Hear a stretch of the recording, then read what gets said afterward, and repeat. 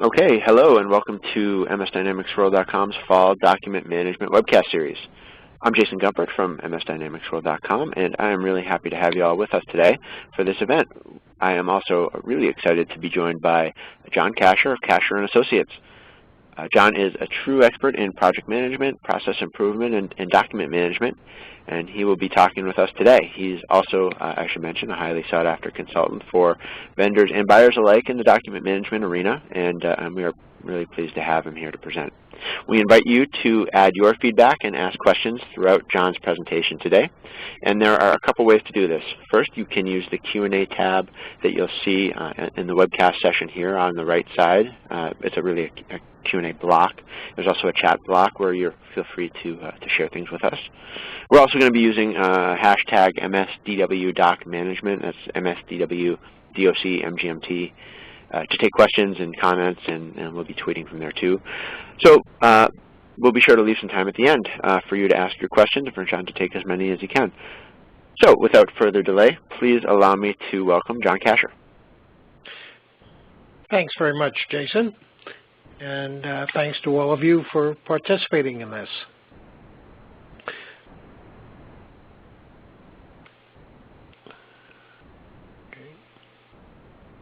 Okay, this is what we're going to try to go through, give you a little bit of background in terms of what we're trying to accomplish in this webinar, talk about where you and where other people are in terms of the state of AP automation, talk about what kinds of things keep AP automation from getting automated, as well as what are the things that help to make it happen. I think what's very key is you need to build a strong foundation. There are a lot of activities that should be done before you really try automating anything so that you can ensure some significant success.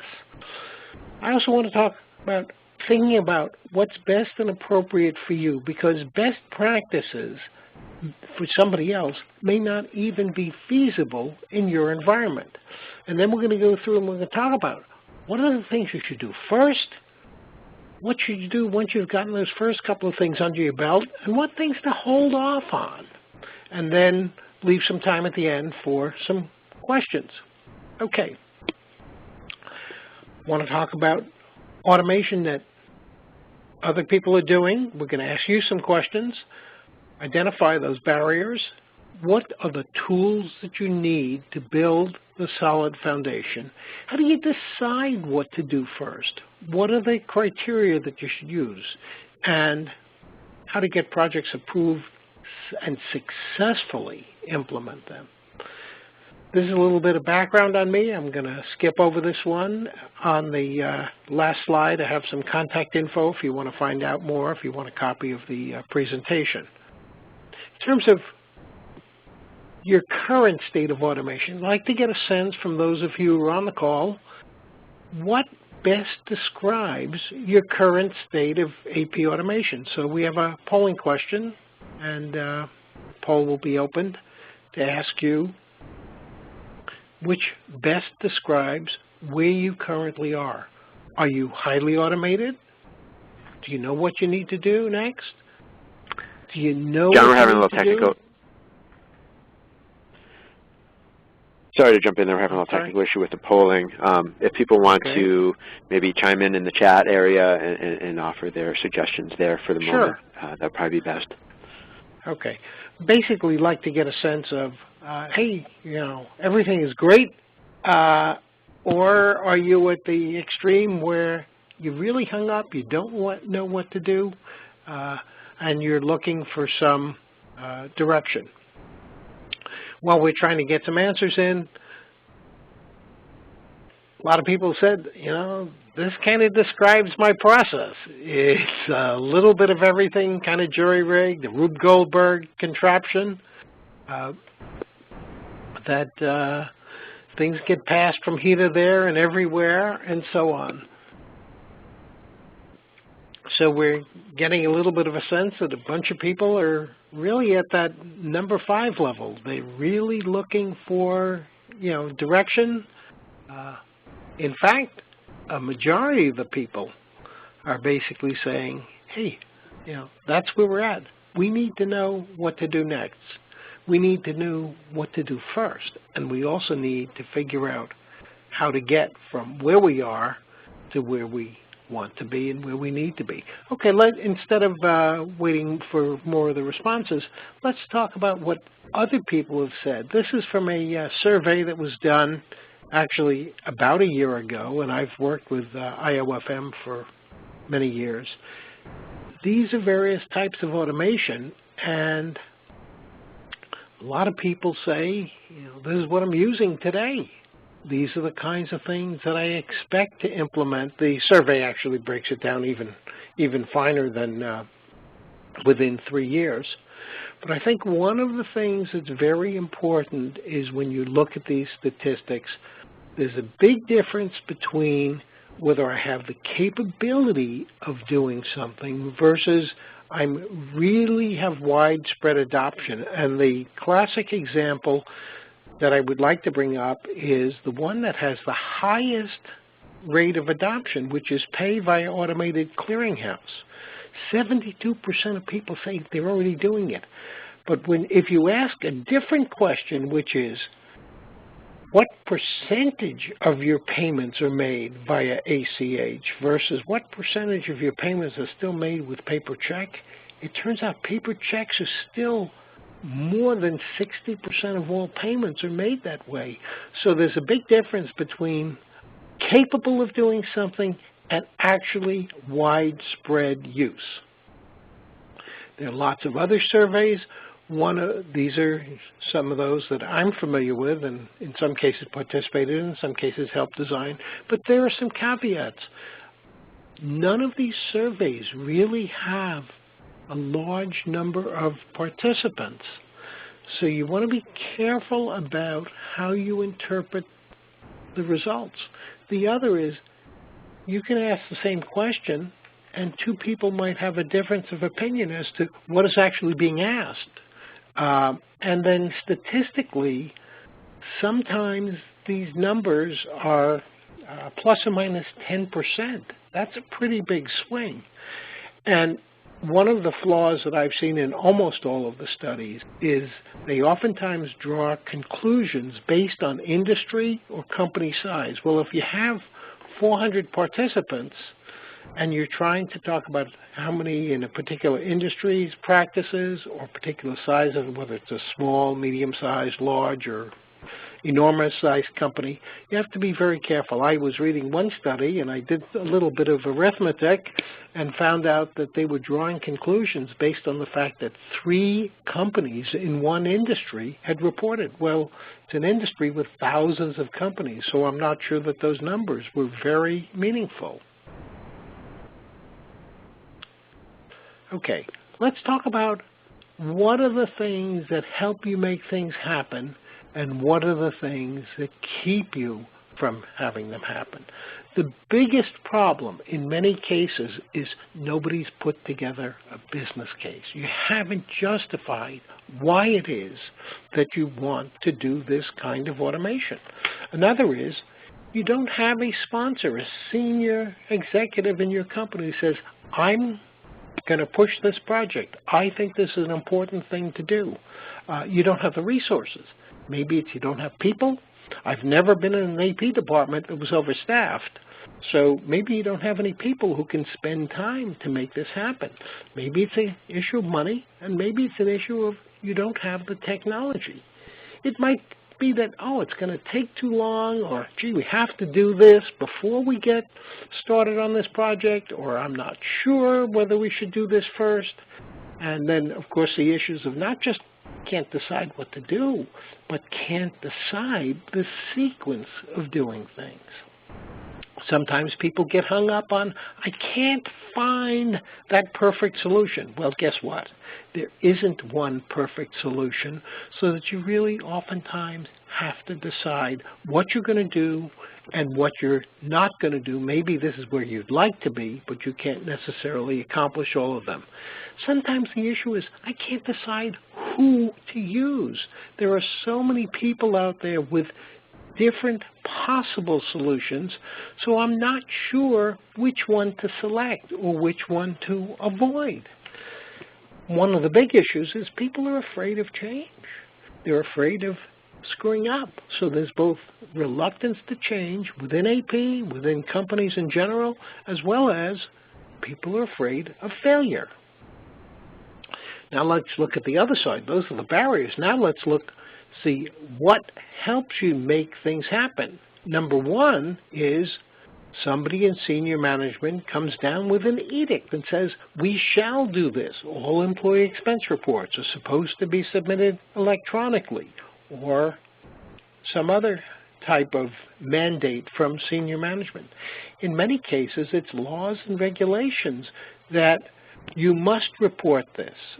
Things like 1099 reporting is something that you must do. So if you are not automated and you have more than 250 or more 1099s that you have to produce out of your AP system, you are going to have an automation solution. The technologies that are out there, do they fit with what you're running? Do they fit with your ERP system? Some of the other drivers are your business partners, the other departments within your company that can help make it happen, the people within AP, and also your key suppliers. Well, let's talk about what goes into a solid foundation. The first thing that I believe is very important is you need to know where you are. We're going to talk through all of these steps, and we're going to talk about what it is that's associated with each of these, so that we're not going to spend a lot of time on this slide here, but let's talk about your current. One of the things that we found is that a lot of companies don't really know how the processes work. Sometimes people will sit around a table and talk about what's done, and I call that the theory of accounts payable as opposed to the actual practices, so that it's very important to get a detailed understanding of what really goes on, especially the exception processing. One of the other things that I think is important is metrics. If you're going to try to justify some automation project, you need to be able to make some statements as to how this automation, how this solution is going to improve things. Well, if you're going to talk about how you're going to improve things, you need to know where you are.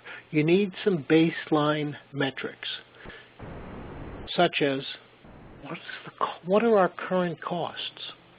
What kind of people do we need? To me, one of the most important metrics, and very few people use this, is what I call input quality.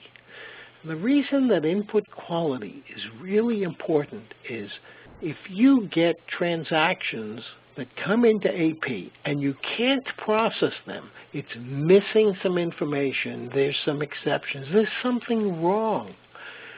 Those dramatically impact the amount of work that has to be done by people in AP, and it also dramatically impacts what you might need if you're going to have successful improvement. So these are some metrics that I think you should try to put in place so that when you look at a possible automation project, you can say, this is how much this is going to increase or decrease.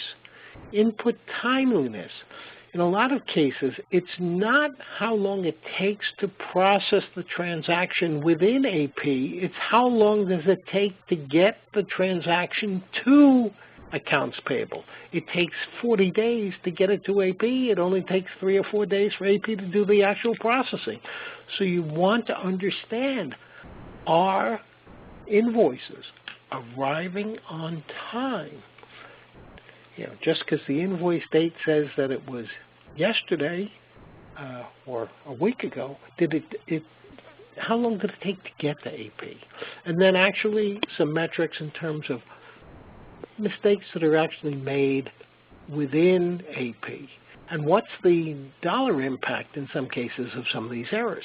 For a number of years, I ran an AP audit firm. We loved when people made mistakes. But interestingly, it wasn't mistakes that were made in AP. It was mistakes that were made elsewhere.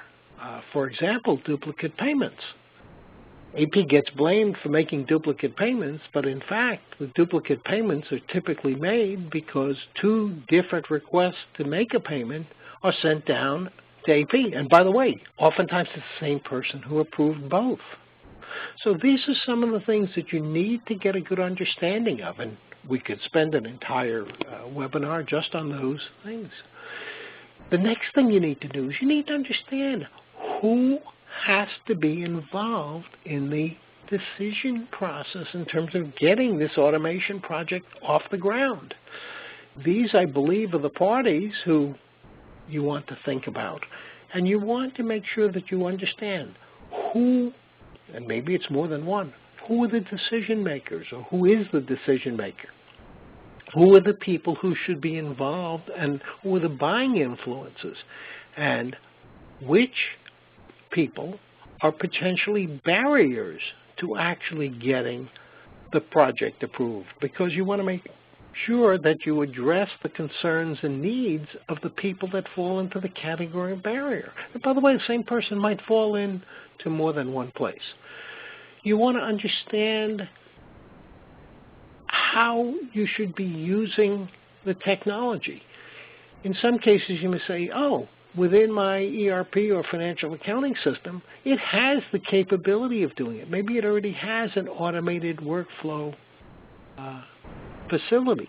Maybe what you want to do is use some software that's tightly integrated with your system, or maybe you want to take an approach where you get a feed from or a feed to your system, or in some cases, I can do this as a standalone application.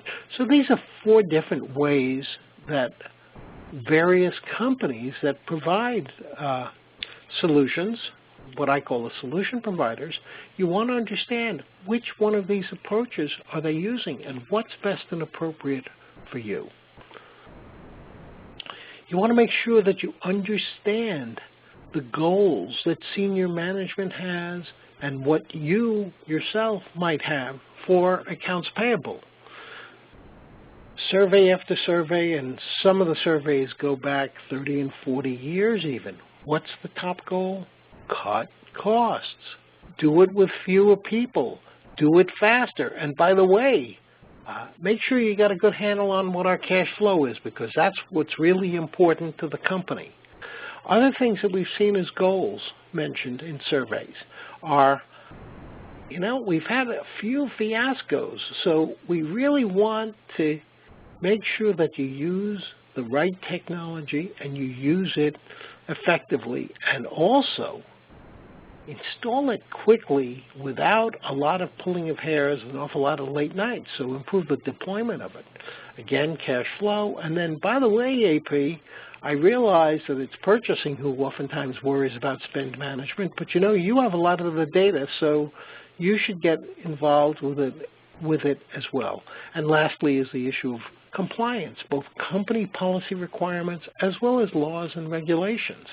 But I really like the advice that there are lots of experts out there, and of course some of the best ones are not really involved with AP, but I think this applies. If you don't know where you're going, you'll probably end up somewhere else.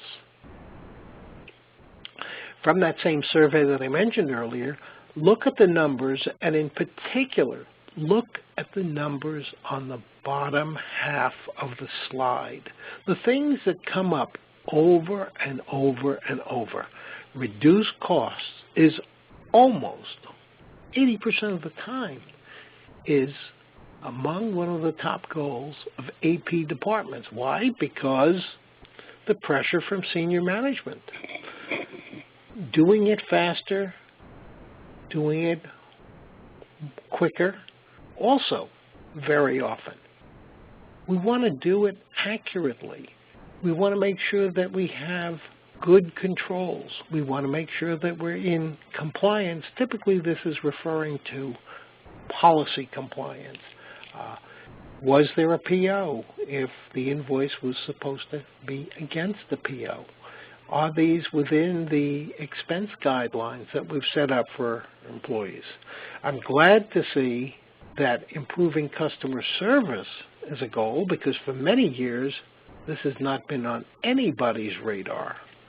And regulatory compliance, I think, is a very important thing, because as governments are at all levels, whether it's cities, states, federal government, even international, and it's not just where you work, but where your vendors are located, they're looking to increase revenue. And how do they do it? By more audits, more regulatory issues, and more fines and penalties for non-compliance. You got to know who it is that are your partners. Who are the people that are going to be impacted by some automation? And not everybody is, by each type of automation. And who are the parties that should be involved in helping to decide what's best and what's appropriate for you? So these are some parties where you get inputs from various departments that maybe you're sending either data or maybe it's paper. And then there are all of the other parties that play a role, or should be playing a role, in terms of making sure that you're doing the right things. The question I'm always asked is, how do we find solution providers? Well, there are lots of buyer's guides that are out there, hundreds of white papers, research reports, case studies, surveys. As I said, be careful about surveys, because in many cases the sample sizes are a little small. People go to conferences. I was at one earlier this week. You get information from the sessions. A lot of times you get really useful information by talking to the exhibitors, because people who are practitioners may have experience from 1 or 2 or 3 different companies. Some of the people working for some of the exhibitors oftentimes have worked with 10 or 50 or maybe even 100 companies, and so they have a much broader range of exposure to what works, what doesn't work, and concerns and issues that you should take into account. And lastly, at conferences, networking with the other people who are attending. It's amazing how valuable it is when you find out, oh, they're using the same ERP system that I'm using, and they're already using optical character recognition. Let me find out who they're using, what issues and what problems, and why they picked that particular vendor. Have discussions with solution providers. Participate in webinars. Hopefully this will give you a big framework, and it will give you some ideas in terms of how to proceed to the next level. Do some search. Figure out what are the relevant search terms, and use the internet and social media, things like LinkedIn groups. And of course, a lot of resources are on the Microsoft Dynamics World website. So a lot of these things, white papers, buyer's guides, and such, are all addressed by the website. Before you do go out to vendors, you want to make sure that you've thought through, what is it that I am going to ask the vendors? And I also think it's quite important to think through, how am I going to evaluate the proposals that they submit? Now, this is a sample outline of a request for proposal. If you don't like this one, if you do a search on the internet, I'm sure you can find several thousand alternatives that might better meet your need. But a very important thing, I believe, is to figure out what are the questions that you want to ask the people who are going to submit proposals. And also think about the questions that you want to ask They're references. You want to get demos. You want to understand how various things work, and you want to make some site visits. Presumably, you want to go to nice places, Hawaii or maybe Florida in the winter, or Arizona, and maybe you want to go to other places in the summer. But the reality is it shouldn't be tourism, industrial tourism, and it shouldn't be industrial espionage. It should be acquiring useful information from other companies that have hopefully not experienced too much pain, but have already accomplished what it is that you are trying to do. You want to put together a business case. Again, here's a sample of an outline for a business case. Yours might be different. You can put more things into it. You can take some things out of it. And if you don't like the organization of this one, again, do a search on the web, and I'm sure you'll find lots of different alternatives.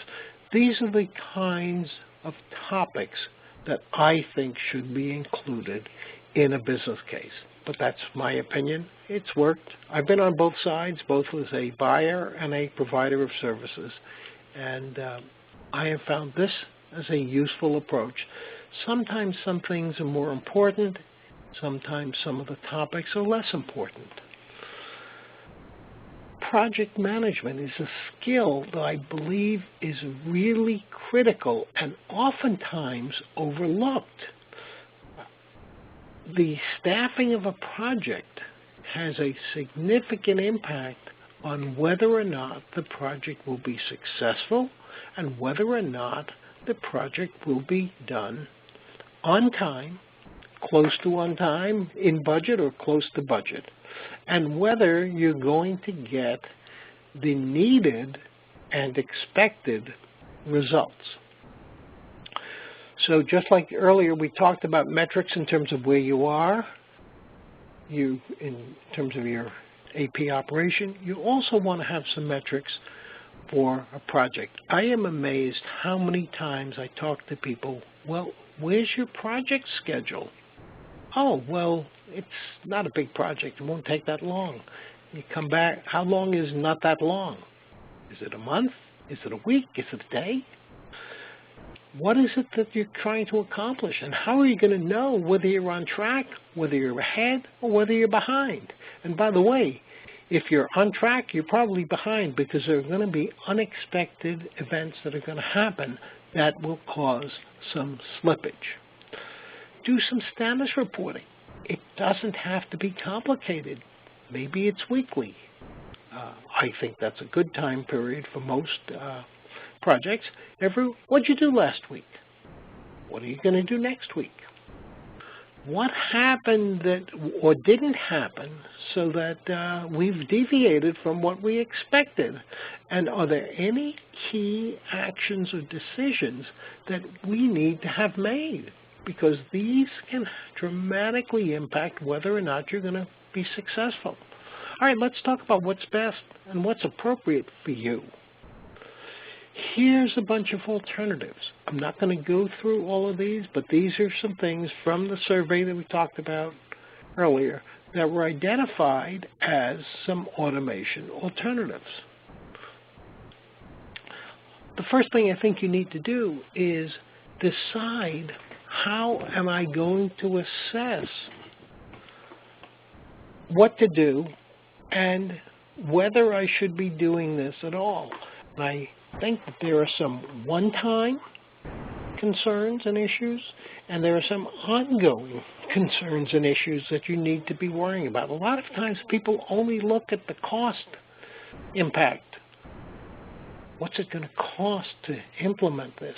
Whereas I think you really need to look at things like how much effort is involved, how long is this going to take, what people, what technology, and how, are we going to have to draw on?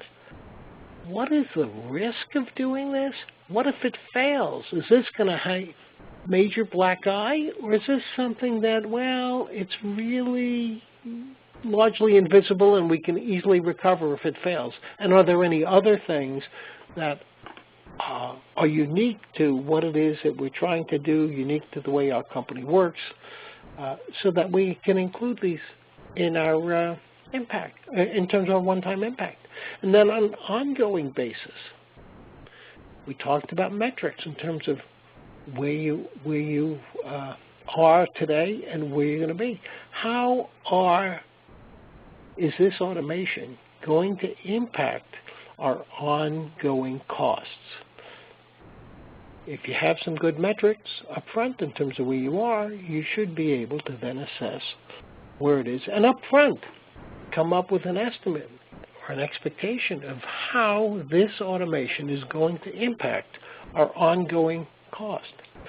We want to make sure we understand how many people and what processes within AP are going to be impacted by this automation.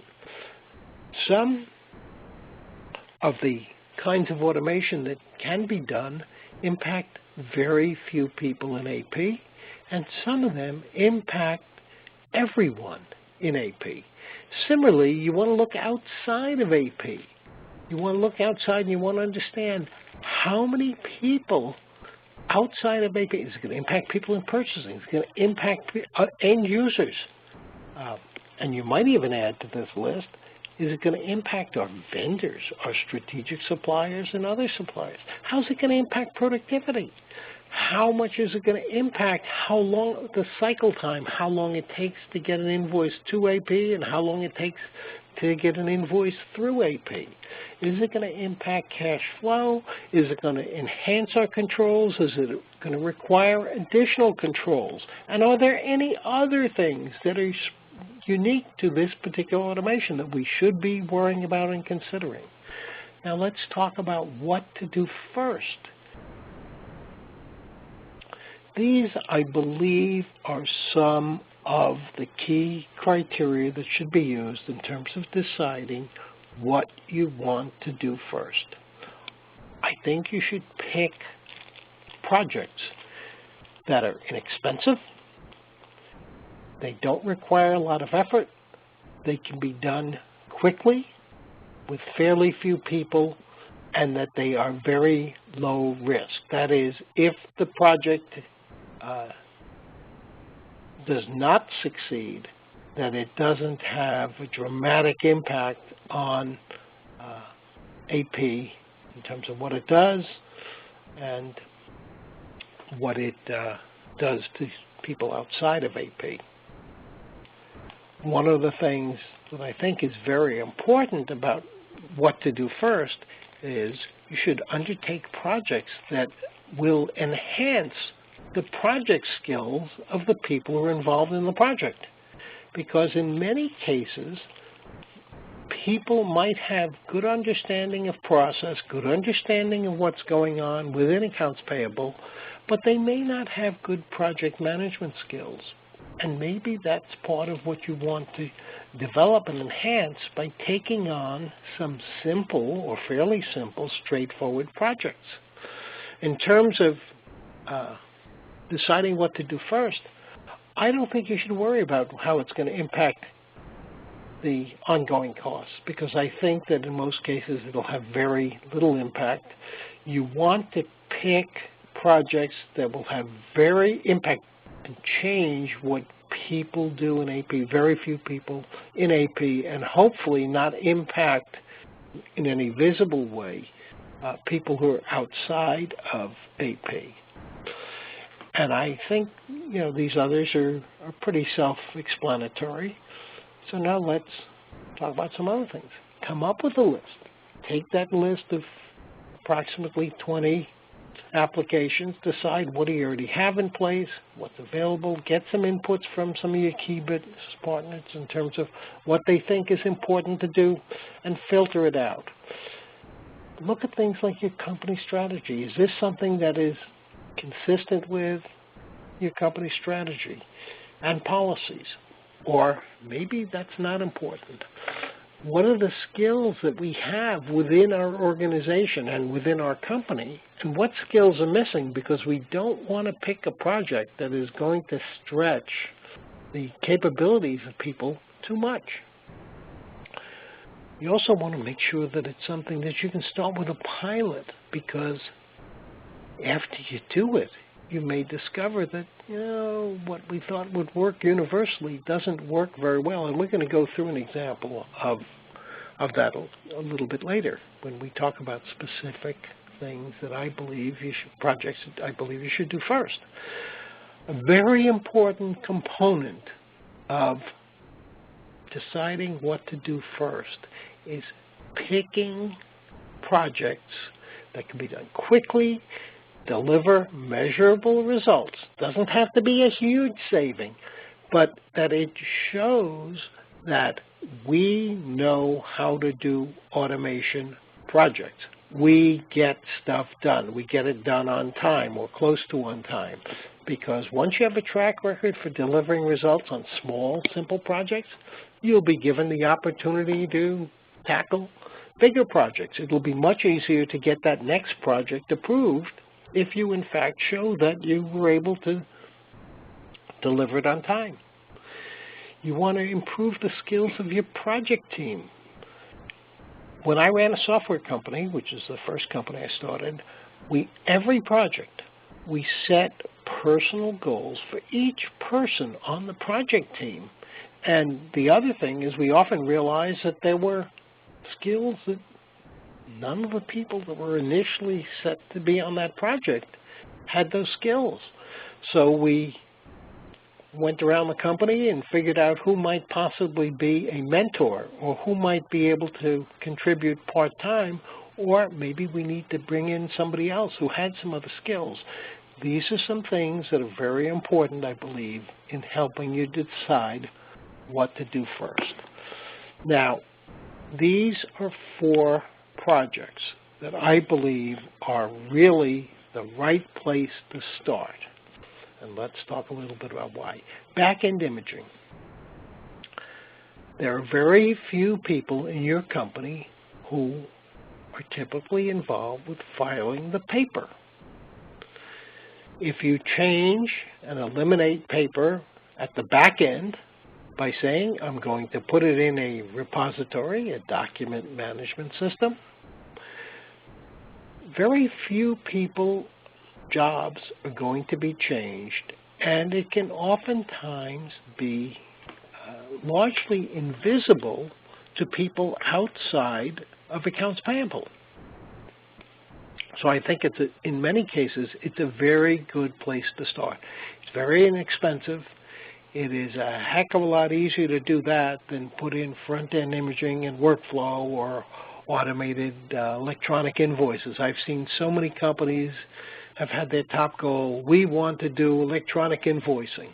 And you go back a year later and you say, well, how'd you do? Well, our top goal is we want to do electronic invoicing. I've seen companies talking about it for 8 and 10 years because they never built the appropriate foundation. They never put in place some of these things. A second project that I think can be done first is to pay some of your vendors via automated clearinghouse or direct deposit. Now, most companies take what I think is the wrong approach to this. They send out a blanket letter to all of their, or email, or some contact to all of their vendors. Would you like to get paid electronically? It doesn't work. First of all, you have no process in place to deal with it. Number 2, you're going to get either a big response or no response. A much better approach is take a look at your check register. See which vendors you write the most checks to. Look at the top 10 by check volume. Find out who they are. Go to those vendors. Find out which of them are getting paid by somebody else electronically. Talk to those references. Find out whether or not it's working well. Find out what software they're using. Are they using the same ERP system that you're using, or are they using something else? So pick 2 or 3 that are already getting paid electronically by other vendors using the same ERP software that you're using, and do a pilot. Pick one. Pick another one. Do a third. Improve your process. Improve and learn what are the exceptions that we might have to deal with. I know a very large company that took exactly this approach. They were cutting about 40,000 checks a month.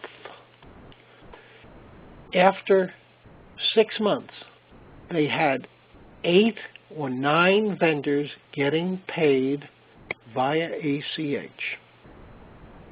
They had eliminated 50% of their checks.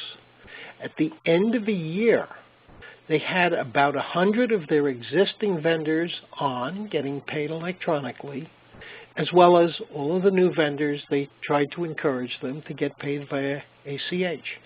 The company was saving over $1 million a year in postage. And this was before postal rates went up yet again.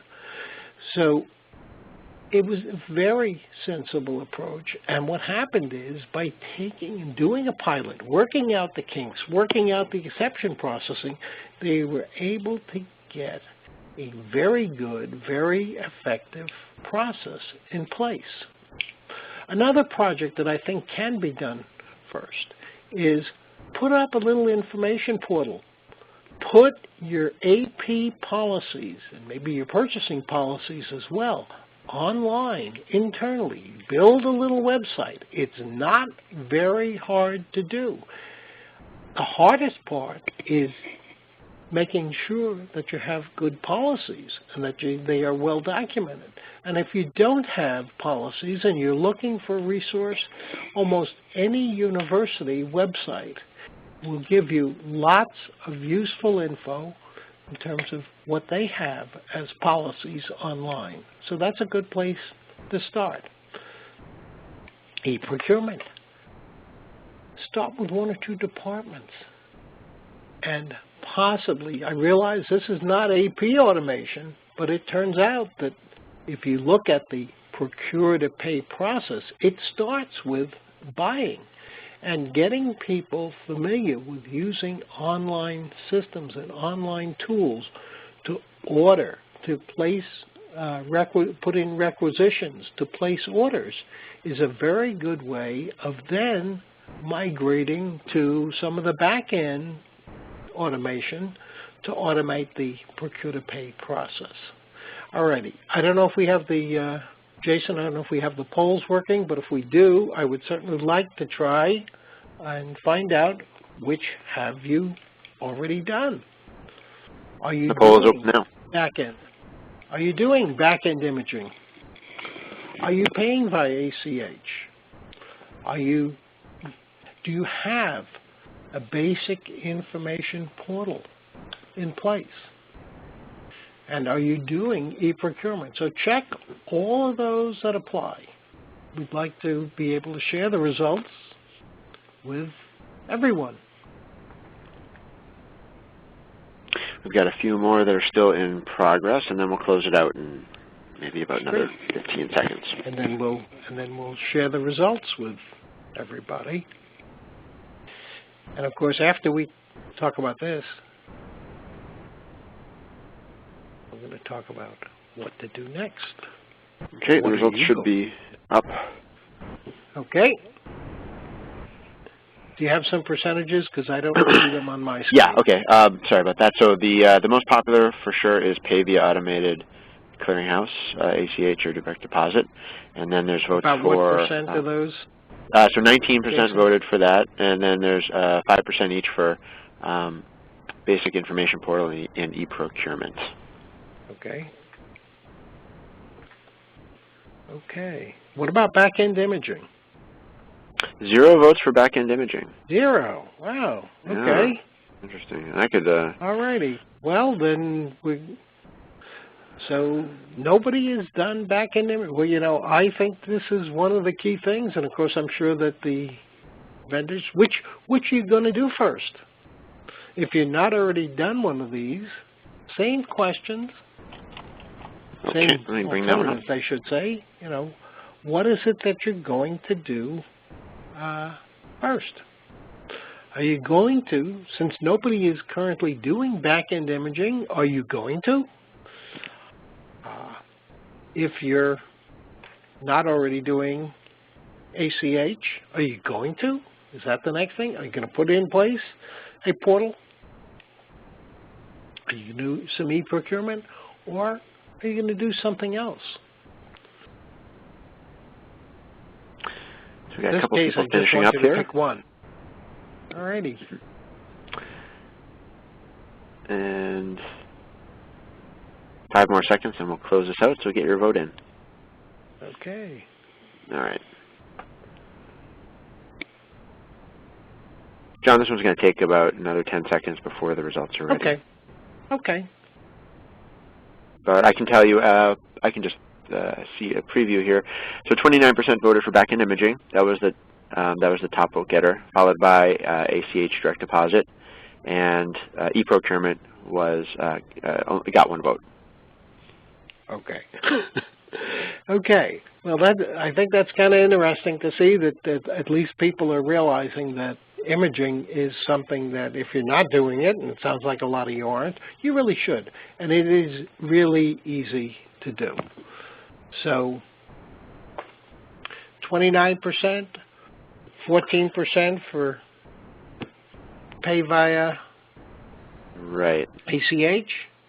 Nobody said they're going to put together a basic portal, which I think is kind of interesting because I think that, but about half of you didn't answer. So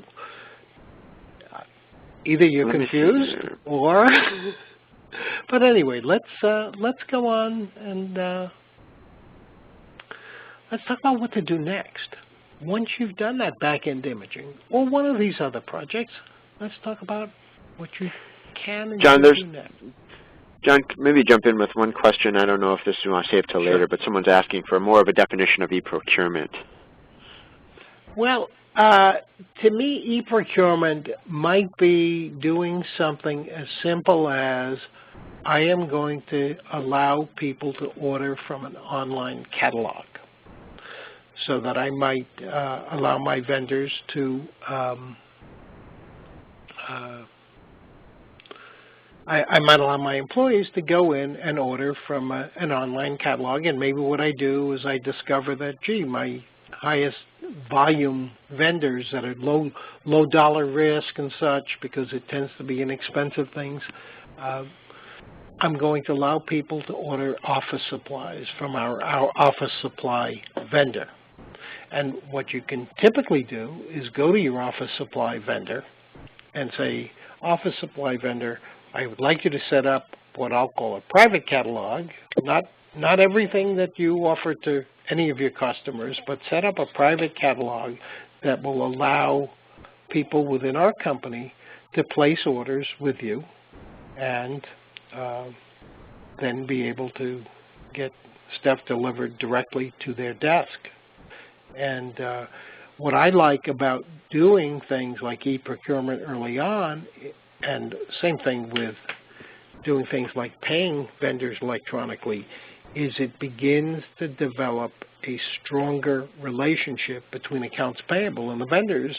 And once you've begun to do that, you say, okay, vendor, now what can you do for me? I'm trying to make your job easier because I'm sending you checks. Instead of sending you checks, I'm paying you electronically. Or I'm going to, you're getting more orders because people aren't doing rogue purchasing.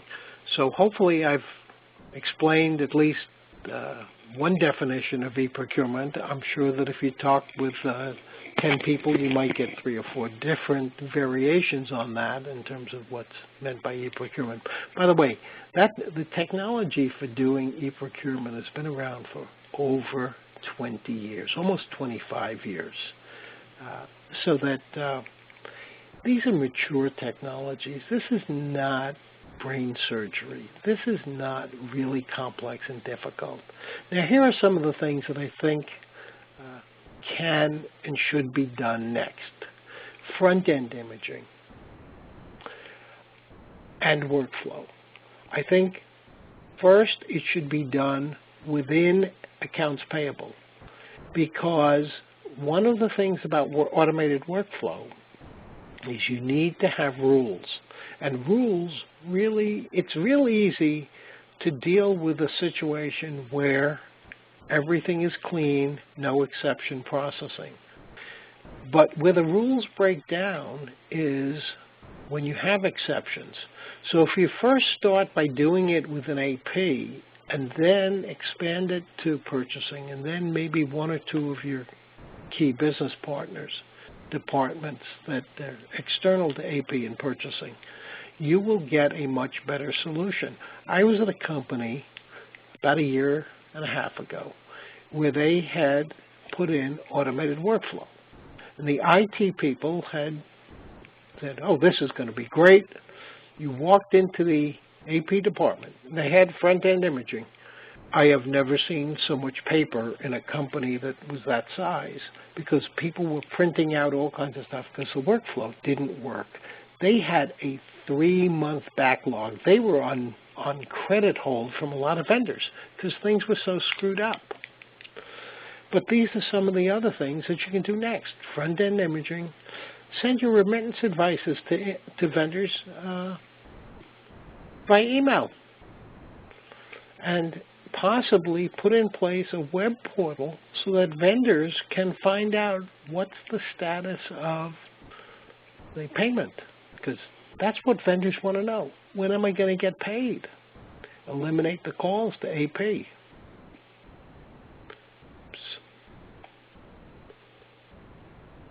Okay, here are some things I think you should hold off on, because in some cases they're complex, in other cases they're costly. Go back to those criteria and take a look at them and see in your company how they fit into that framework or criteria of one-time and ongoing impact. So things like EDI, electronic data interchange, which, by the way, has been around for over 40 years. Getting invoices in electronically, other than just via EDI. Optical character recognition. Pick a couple of vendors that have high paper invoice volume if they're not really good candidates for getting invoices via EDI, electronic invoicing. Automate employee expense reporting. And potentially build a portal. But these are things that I think should be held. These are projects that I think should be postponed until you've gotten your sea legs, until you've got a good process in place, until you're real comfortable with what's going on. Here are some of the things that I believe are projects that could and should be saved for last. And there are other things that other projects that I could add onto this list as well. But I think that we've tried to give you a foundation that you can use, a process that you can use, so that you can successfully automate. Because tackle some small projects, tackle some bigger projects. Don't assume things. Things will go wrong. Things will happen. You've got to be willing to make changes and change. Make sure that you're realistic in terms of what it is you're going to be doing. Make sure that the people that are going to be impacted or involved appropriately. Technology is great, but if you have a bad process and you automate a bad process, you will make mistakes faster and maybe bigger mistakes. Think creatively. Don't just assume this is the only way to do it, and be willing to take some risks, because there are risks, even with simple projects. Okay, we've got time for maybe 1 or 2 questions, or maybe 3 questions. So if you haven't submitted one, or if you need more explanation, I certainly would like to be able to try to answer things for you. And thanks, John. Thanks, John. One of the questions. I'll just put up my contact info just in case you do want to reach me if you want some additional info. Jason. Excellent. Yes, one question that's come in, and it often does, is access to the slide deck. Would you like people to perhaps email you for that? If people send me an email, I will send them a PDF file of the slides. All right. And I should be able to turn them around to you. The rest of this week is a good week. Oftentimes I do a lot of traveling. I'm out a lot, but and in fact I had a situation just the other day. For some reason I couldn't send emails when I was at a hotel. That happens with some of the hotel chains. But do send me an email, and I will turn things around and send you back a copy of the slides. Any other questions? Answer your questions now in the Q&A. In the Q&A block. John, one question. What are some, you had mentioned, for example, the amount of checks printed and the cost of sending those out. What are some other as-is or current state stats that people might want us to be gathering now if they're going to be measuring ROI later on after doing some improvements to their AP process? Okay. Well, let's just focus for a minute on checks and the whole idea of going to ACH. Let me share with you a couple of important things above and beyond just the cost of producing a check. Some of the other impact is fraud. Check fraud is very significant. Paying by ACH, there is still the possibility of fraud, but it is much lower than check fraud. Another thing that happens with checks is you may have the wrong address in your vendor master file. So the check doesn't get delivered. It never gets cashed. The vendor calls up and says, "Where's my money?" You offend your vendors. You may have stops, you have voids, reissues. So just in the area, if you're looking at something as simple as paying via ACH, in terms of replacing checks with paying via ACH, there are a lot of other factors in terms of the impact that you should be looking at to help build your business case. And those factors that I mentioned are all things that could impact the decision to let's go ahead and let's do it. There are also some regulatory issues as well. For example, many people are not familiar with the fact there is something called the OFAC list, the Office of Foreign Assets Control. There are about 3,000 entities, 4,000 entities that you are not supposed to be doing business with because they are foreign terrorists, they are drug dealers. The U.S. federal government has a list. Other countries have different lists of parties you're not supposed to be doing business with.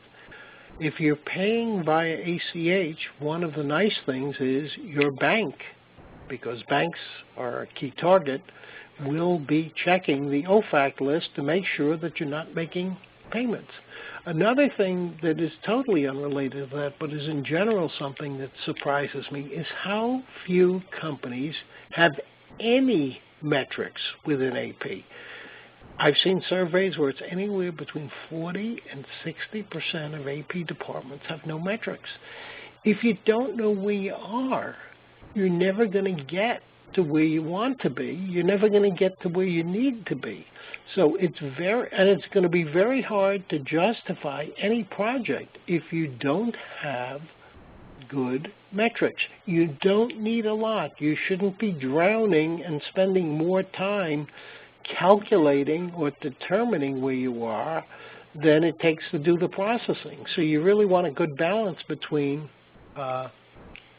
what you're doing and tracking what you're doing, because obviously spending an hour processing transactions is more valuable than spending an hour determining how many transactions you process a day or a week or a month.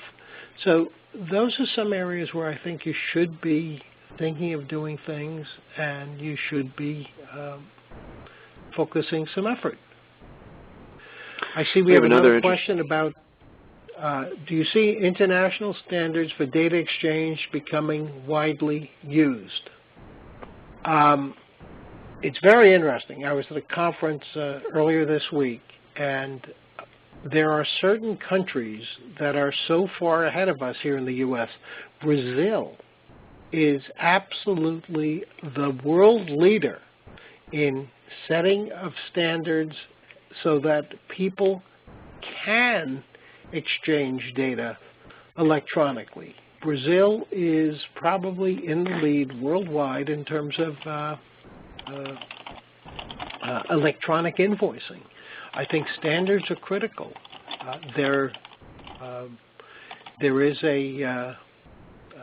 one of the people who's attending the conference is somebody I've known over the years who actually, in my opinion, is the leading guy in terms of the rest of the world. And in fact, he was at the conference specifically to get more up to speed on what's happening in North America. Okay. I think that's any other questions?